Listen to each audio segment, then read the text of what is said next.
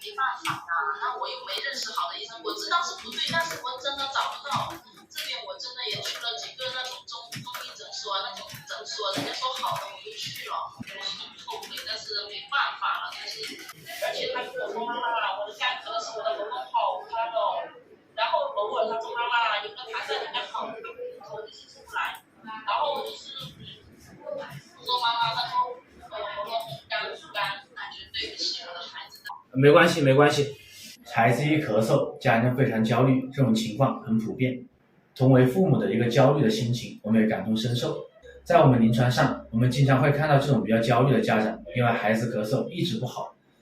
病急乱投医，然后看了很多中医也看不好，这种情况非常常见。孩子在咳嗽的时候，家长千万不要焦虑，不要着急，不能病急乱投医，一定要找到对症的中医去辨证论治治疗。